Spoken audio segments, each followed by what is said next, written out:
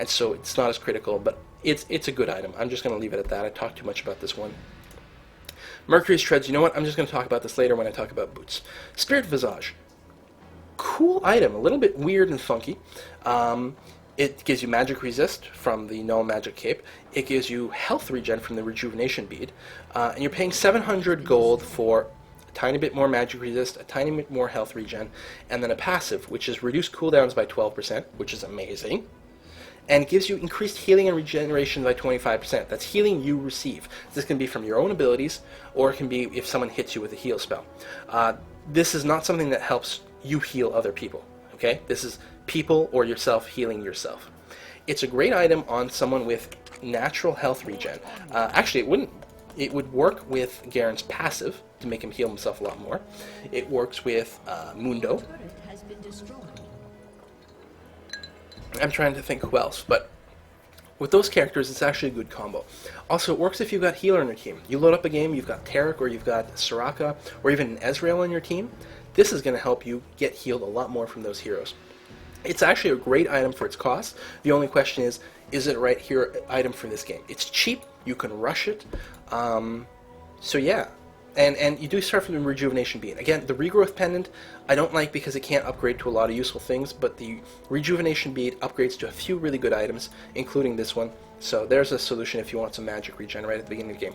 Quicksilver Sash gives you magic resist. It gives you the same amount as the Negatron Cloak. So what are you paying 700 gold for? You're paying 700 gold that every 2 minutes you can cleanse yourself. It is a cleanse, just like the cleanse spell basically. Except cleanse gives you some immunity for a few seconds. This just removes everything. Is it a good item? Yes. Although you're paying 700 gold for, it's a fair amount of money for something that doesn't give you that much. But if you're against a certain type of team that's got a lot of CC and you need to be able to break that CC and you don't have a cleanse, it may be an item that's good for you. It is one of those active items you got to hit a button for, which is not necessarily newbie friendly. So I'm going to leave this one to the pros. Aegis we've already talked about. Wit's End. Wit's End is an awesome item to kill people with mana. It gives you increased attack speed, which is one of your best attack stats if you're an auto attack type person, either ranged or melee. It gives you some magic resist, which is good because this is the item you get to kill spellcasters. And then you're paying 700 gold for 6 more magic resist, but more importantly, every time you hit, you take away 42 mana from the target and deal that much more damage. Basically, against anyone with mana bar, it's basically going to be giving you plus 42 damage per hit. And it combos extremely well with more attack speed. The more attack speed you got, the faster you get rid of the mana, and the more you take advantage of the bonus damage. When they're out of mana, you're not doing the bonus damage anymore, but frankly, you're going to be murderizing people. Obviously, no good against anyone who doesn't have any mana, but against anyone who does, it's amazing. Arguably, it's more effective against people with a small mana pool because it's easier to shut them down, but someone with a big mana pool is probably using that mana more and perhaps more squishy. I bring justice. Getting message during my commentary. I'm just going to let him know.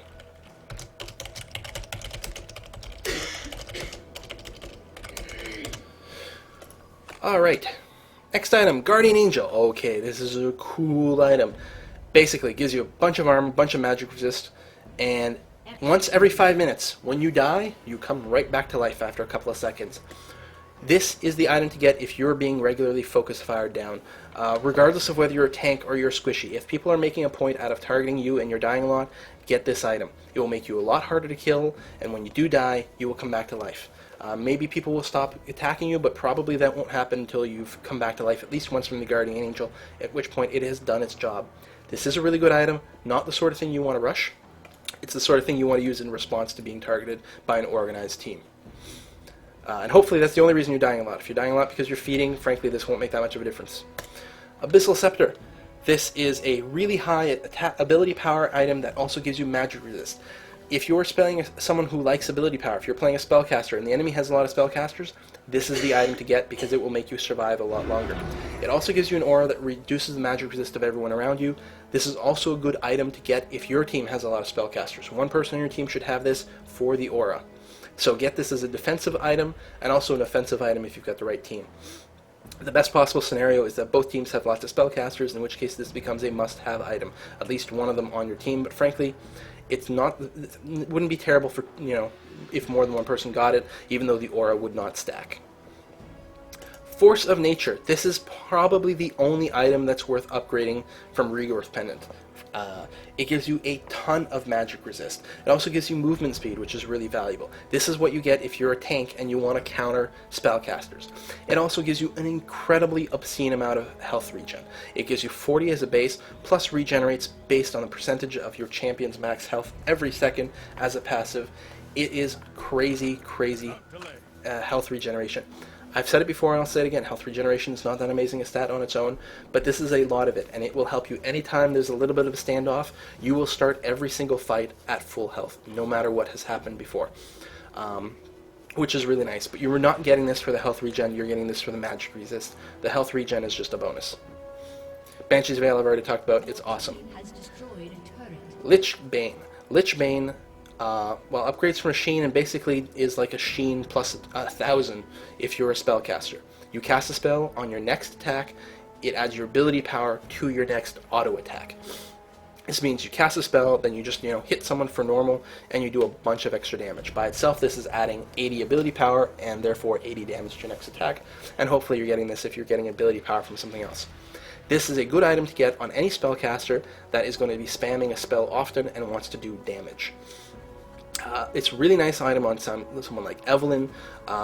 It's probably good on, I don't know. I don't spell out my spellcasters. I don't know who the ideal pick is. I mean, it's never a bad item. It'll always be good. The only question is, who is it the best on? Is it the best item you can get at any given time? This will depend on your hero.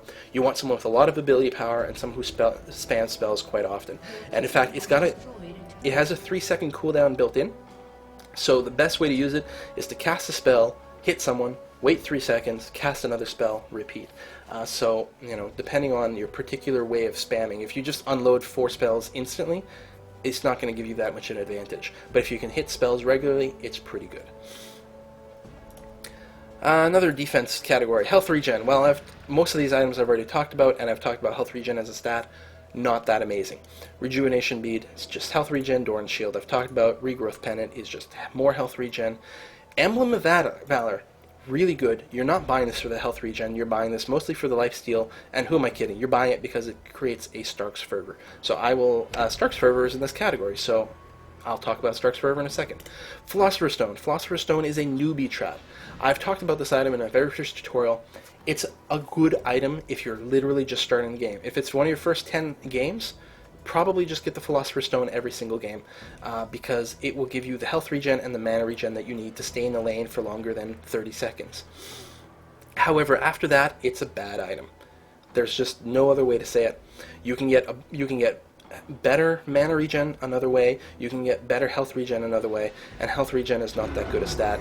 The passive is not that good a stat. You're better off, either building, depending on what kind of character you're playing, a Heart of Gold, or a Cage's Dagger, or the Avarice Blade.